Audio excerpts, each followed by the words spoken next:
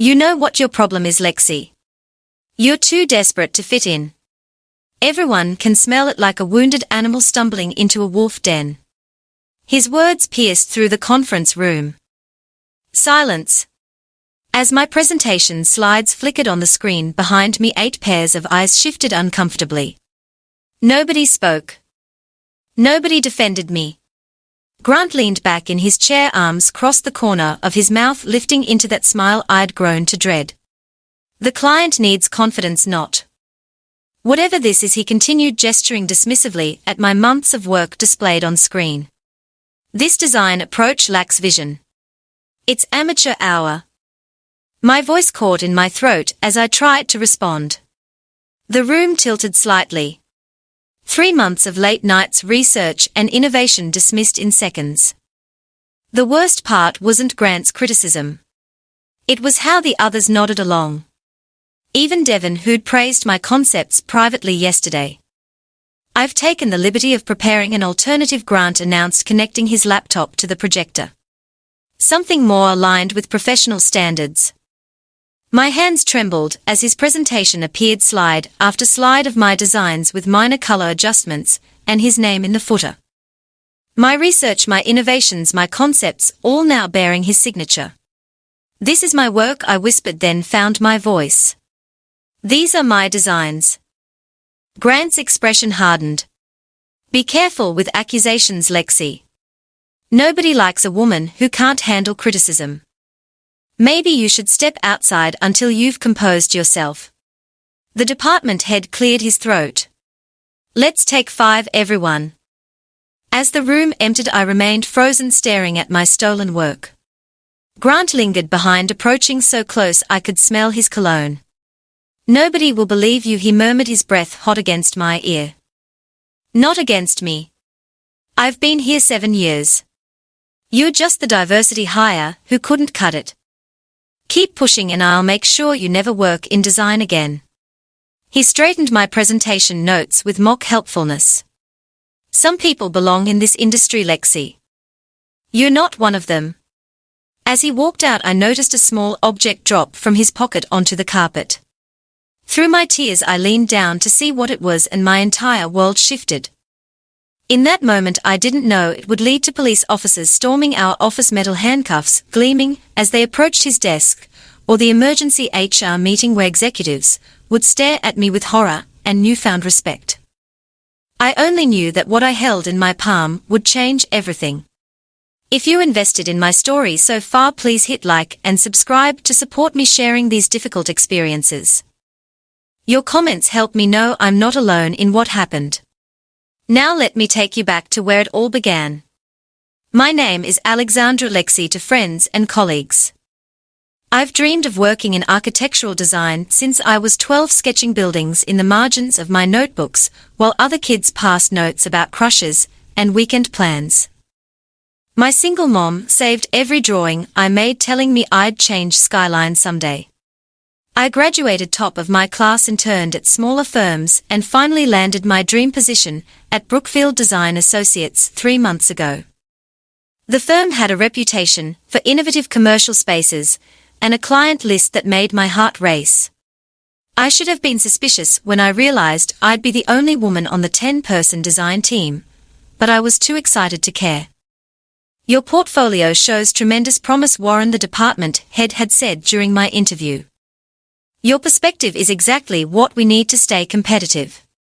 My first day, I arrived an hour early, wearing a new outfit I'd carefully selected, professional but creative. The office hummed with activity, sleek and modern, with glass-walled meeting rooms and open workspaces. 9 men looked up as Warren introduced me, their expressions ranging from polite interest to outright skepticism. Grant stood out immediately, tall with perfectly styled dark hair and expensive clothes. He occupied the largest workspace near the windows. While others nodded hello, Grant merely assessed me, his eyes moving from my face to my portfolio case and back. Impressive credentials, he said later, appearing beside my desk without warning. Let's hope the talent matches the paperwork. I laughed nervously, missing the warning in his words. I'm excited to prove myself. The first 2 weeks passed in a blur of learning systems, meeting clients, and settling in. I noticed oddities, but dismissed them, my computer occasionally showing different settings.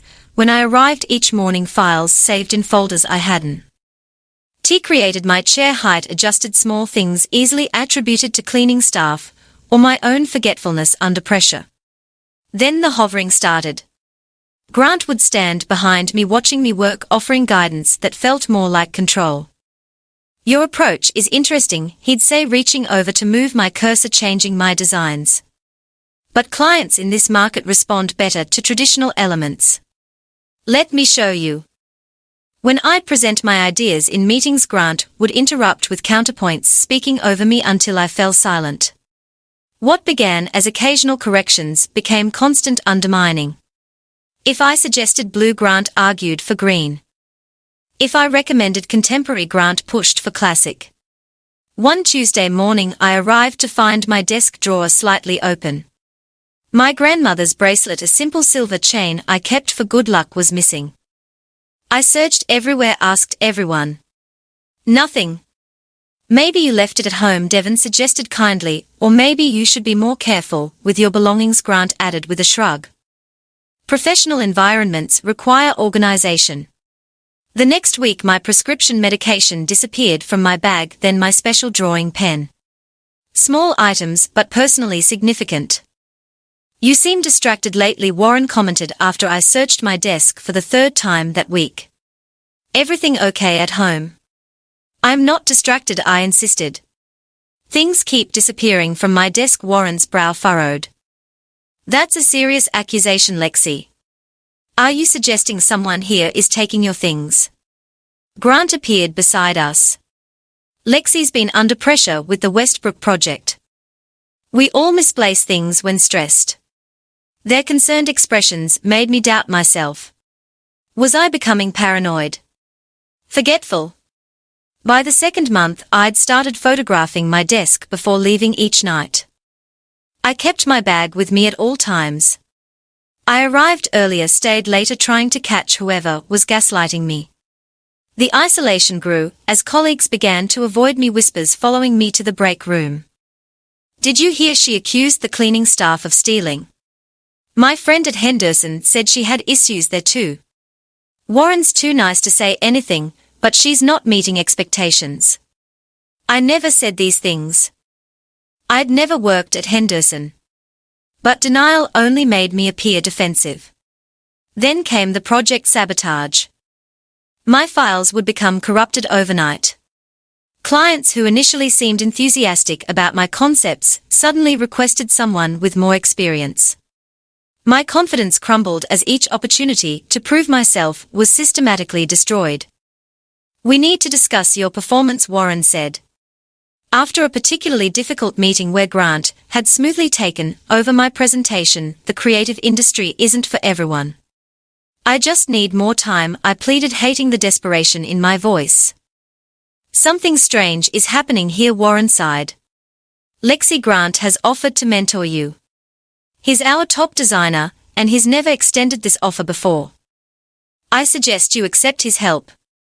That night, working late, I was alone in the office, or thought I was, until I caught movement reflected in my darkened monitor. Grant watching me from the hallway. When he realized I'd noticed him, he approached with a sympathetic smile. "Still struggling with the Harrison proposal? I could take it over if you're overwhelmed." "I've got it, thanks," I replied stiffly. "No shame in admitting defeat, Lexi. Design requires thick skin." He leaned against my desk. "Some people just don't have what it takes." After he left, I packed up quickly, unnerved by our interaction. At home, I emptied my bag onto my bed and froze.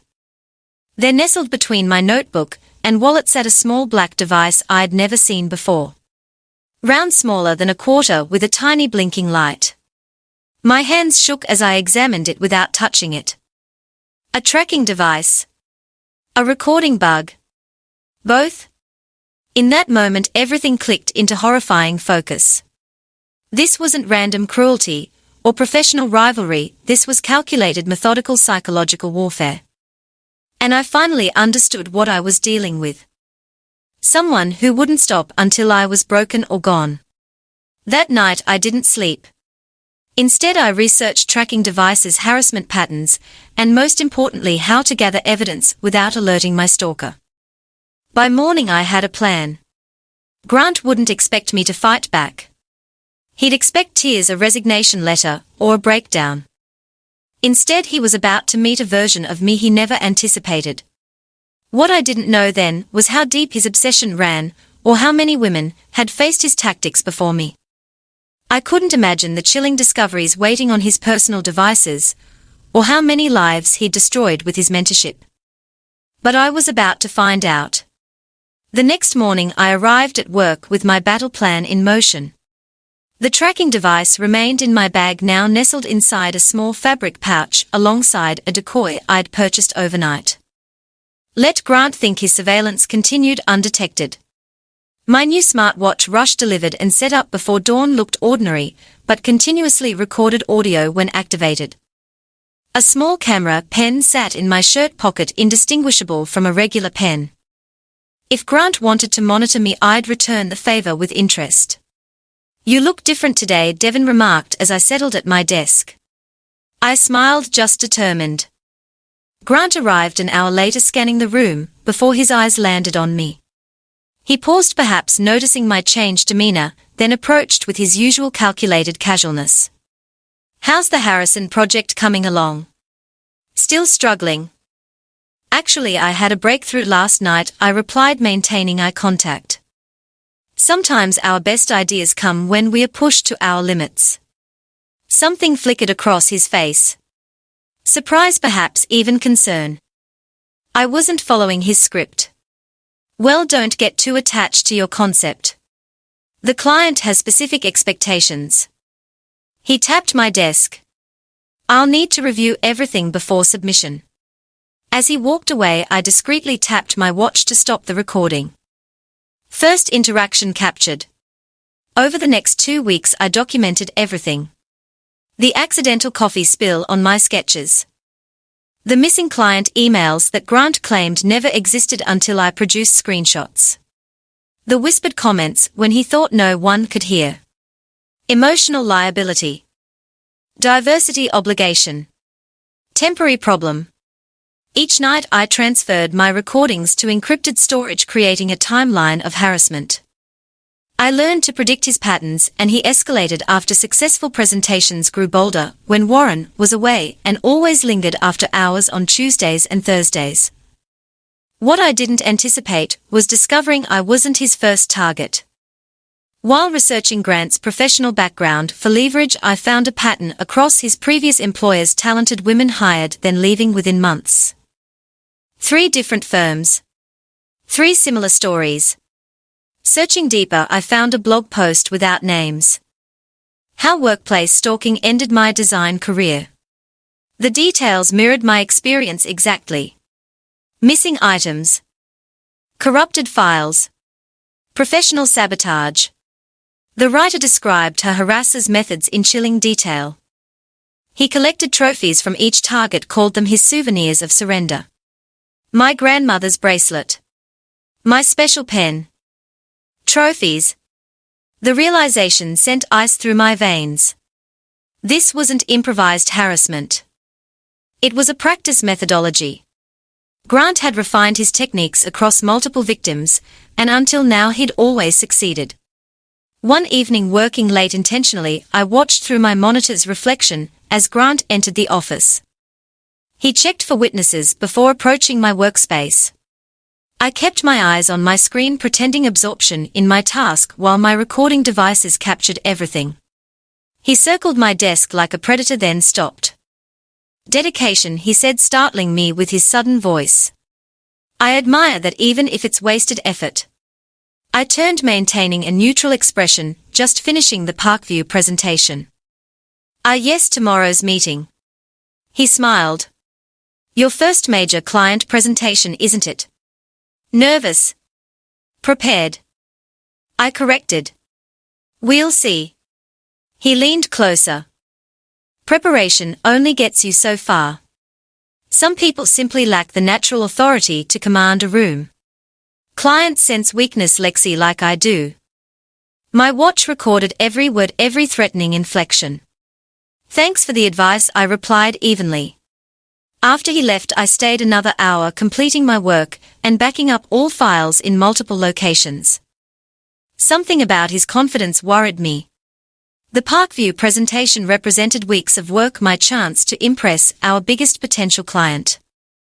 I couldn't know that by morning every file would be corrupted, every backup inexplicably damaged with embedded text visible only when the files crashed. Incompetent. Unqualified. Unwanted. When I discovered the sabotage, I didn't panic as Grant expected. Instead, I calmly walked to IT, ensuring multiple witnesses observed the corrupted files and their embedded messages. This isn't system failure, the IT director said, frowning at her screen. This is deliberate. Someone with access to your drive did this. The meeting was in 2 hours, no time to recreate months of work. As if summoned by my distress, Grant appeared, concern perfectly arranged on his face. Problem with the Parkview files. What terrible timing. Several colleagues gathered, watching the drama unfold. Everything's corrupted, I explained, allowing my voice to tremble slightly. All my backups too. That's devastating, Grant said, eyes gleaming. Such an important presentation. Then came his trap. You know, I always keep copies of team projects for situations like this. I have a version from last week. Not your final work, but better than nothing. The setup was perfect. He'd sabotaged my files knowing I'd have no choice but to use his version, which would undoubtedly be modified to fail or show my work as inferior. Either I'd present nothing, or I'd present something designed to humiliate me. That's so thoughtful, I replied, noticing how his expression brightened at my apparent surrender. Could you send it over right away? When his files arrived, I opened them immediately, making a show of relief. This helps tremendously. Thank you, Grant. He walked away victorious, unaware I'd never opened those files in the actual presentation. Because during those sleepless nights of planning, I'd created an entirely separate version stored off network on my personal drive. While Grant thought I was desperately reviewing his sabotaged files, I was actually transferring my real presentation to the conference room computer. When the Parkview executives arrived, Grant positioned himself prominently, clearly anticipating my failure. Warren introduced me with thinly veiled concern, having heard about the file disaster. I stepped to the front of the room, pulse racing, but voice steady. Before I begin, I want to thank my colleague Grant for offering his backup files after this morning's technical issues. I nodded toward him. Fortunately, I maintain additional backups off-site for precisely such emergencies. Grant's smile froze as I launched into a flawless presentation of my original uncorrupted work. The clients were enthusiastic, asking questions that I answered with growing confidence. When they announced their intention to proceed with my design concept, Grant's face contorted with barely suppressed rage. That evening, my watch recorded Grant's phone conversation in the empty office kitchen. She had another backup. I don't know how. Yes, I took care of her main files and the server copies. No, this is becoming complicated.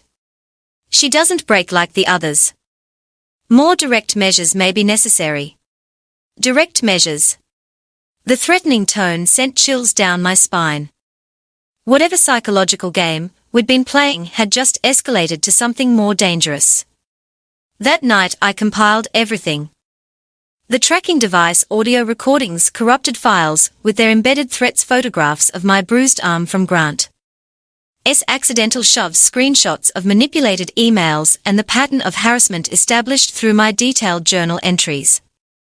I added research on his previous workplaces and the who'd left after his arrival. Then I made 3 copies, one for the police, one for HR, and one secured in cloud storage. As I reviewed the evidence, I noticed something on one recording I'd missed. Grant speaking to someone on his phone. The medication is hidden with the others. My little collection. She's nearly finished anyway. Another week and she'll either quit or have a complete breakdown. They always do.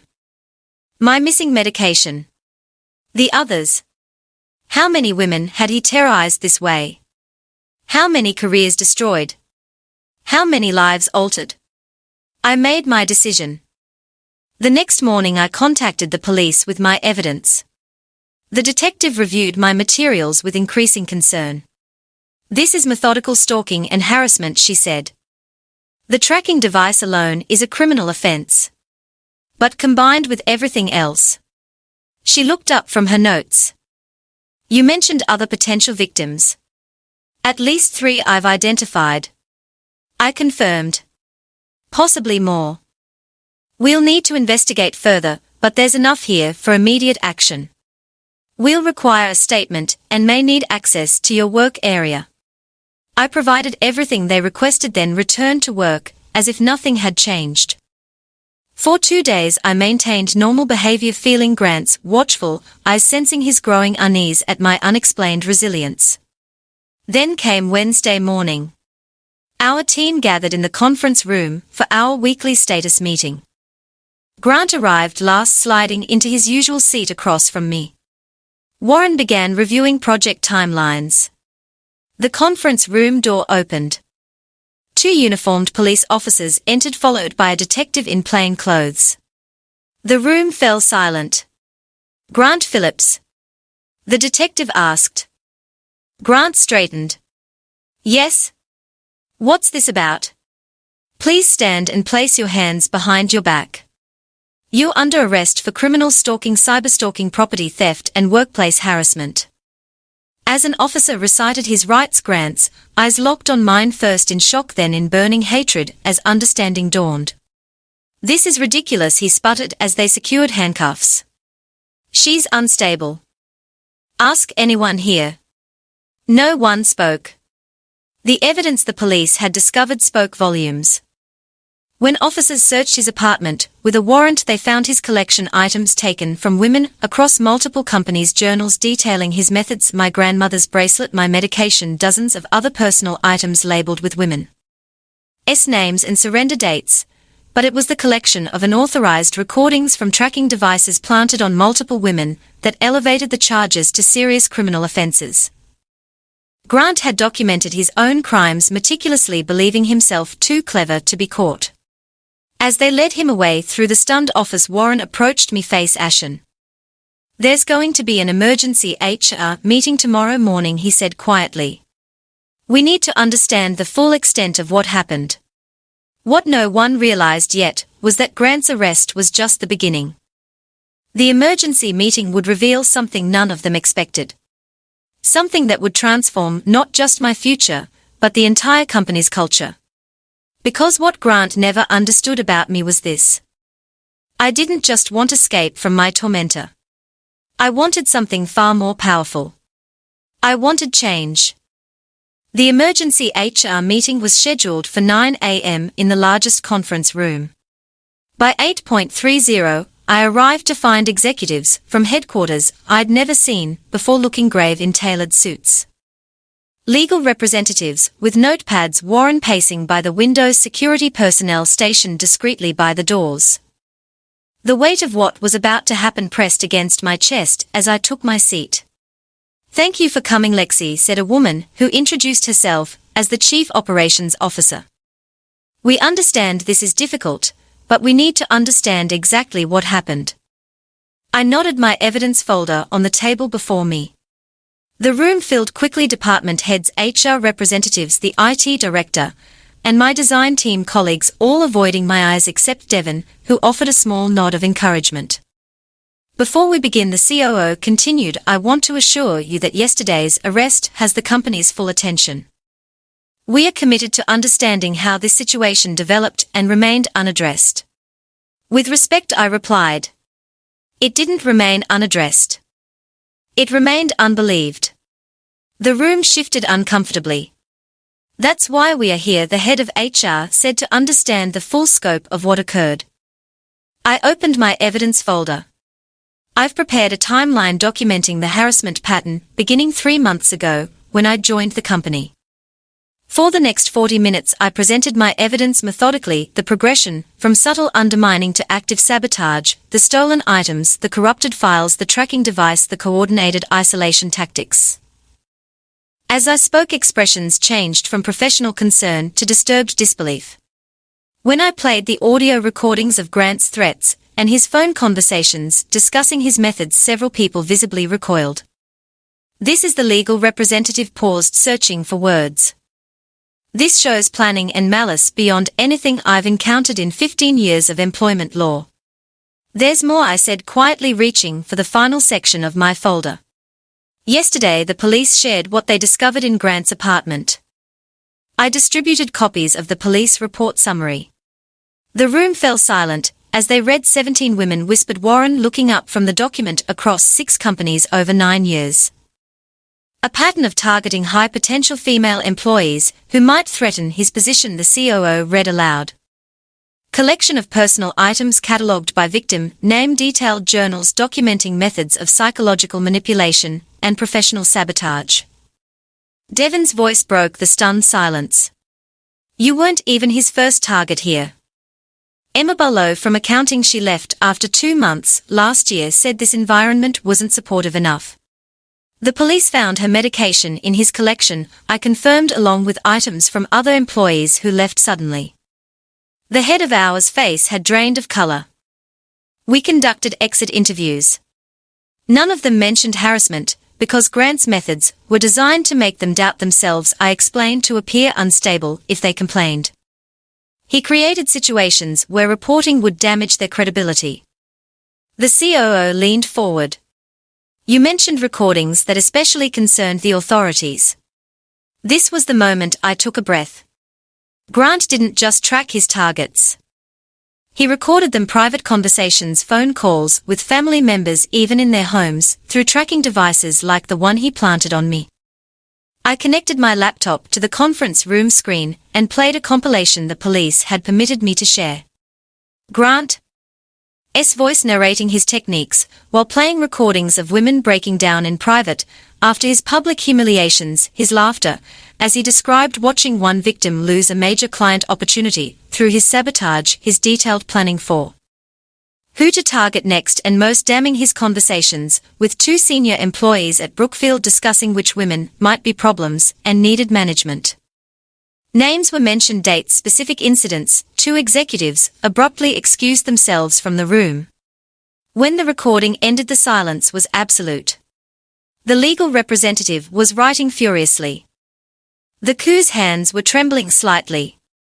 Those 2 executives he mentioned, the HR director finally said they've been with the company 15 years and facilitated harassment for much of that time apparently. The COO replied coldly. Their employment ended the moment they left this room. She turned to me. Ms. Alexandra, words cannot express our horror at what you've endured, nor our gratitude for bringing this to light. Had you simply left like the others, this predatory behavior would have continued unchecked. That's why I didn't leave, I said simply. His pattern works because isolation makes victims feel powerless. I refuse to be powerless. The meeting continued for hours. Every aspect of the company's reporting structures, hiring practices, and management training was scrutinized. By afternoon, immediate action plans were being implemented. New harassment reporting protocols, anonymous ethics channels, mandatory training, and external audits of department cultures. 2 weeks passed in a whirlwind of police interviews, legal proceedings, and company restructuring. Grant remained in custody, denied bail due to evidence suggesting he might contact potential witnesses. The 2 executives implicated in his recordings were under investigation. Former victims came forward, strengthening the case against him. At work, the atmosphere transformed. Warren stepped down as department head, acknowledging his failure to protect team members. The design team was reorganized under interim leadership, while a search began for a permanent director. Then came the email requesting my presence in the COO's office. Walking in, I found her alongside the CEO and chief legal counsel. Please sit, Lexi, the CEO said, using my preferred name for the first time. We've been discussing your future with the company. My stomach tightened. Despite everything, part of me still feared repercussions. Your handling of this situation demonstrated exceptional courage and professionalism, he continued. But we recognize that continuing here might carry difficult associations. Are you suggesting I leave? I asked directly. Quite the opposite, the COO interjected. We are creating a new position, Director of Workplace Culture and Safety. It would involve overseeing implementation of our new protocols, training programs, and serving as liaison between employees and management on cultural concerns. The CEO nodded. We believe someone who's experienced these issues firsthand would bring valuable perspective. The position reports directly to the Executive Committee with appropriate compensation and authority. I blinked, processing their words. You're offering me a directorship. We are offering you the opportunity to transform this company from within, the legal counsel clarified. To ensure what happened to you and those before you never happens again. 2 months later, I stood before the company's assembled staff presenting the new workplace safety initiatives. My designers, I had crafted visual materials that communicated with clarity and impact. My personal experience informed every policy and procedure. As I outlined the anonymous reporting system, mandatory management training, and zero-tolerance policies, I felt something I hadn't since joining Brookfield: pride. The changes weren't limited to our company. When news of Grant's arrest became public, other firms in our industry began reviewing their practices. 3 of his previous employers contacted me for consultation on implementing similar protections. Then came the day of Grant's sentencing hearing. I sat in the courtroom alongside 5 other women who'd come forward, former colleagues from various companies, all bearing similar stories. When Grant entered in handcuffs, he looked diminished, his confident posture replaced with slumped shoulders. The judge reviewed the case details grimly. The evidence demonstrates a calculated pattern of workplace terrorism spanning nearly a decade. The defendant used his professional position to systematically harass, stalk, and psychologically torture women he perceived as threats to his status. Grant's attorney offered weak mitigations: stress, competitive pressure, misunderstandings. Then the judge delivered the sentence: 7 years imprisonment for multiple stalking, harassment, illegal surveillance, and theft charges. Additionally, a lifetime ban from working in corporate environments with direct reports and restraining orders protecting all identified victims. As he was led away, Grant looked back once, his eyes meeting mine. I didn't flinch. I didn't look away.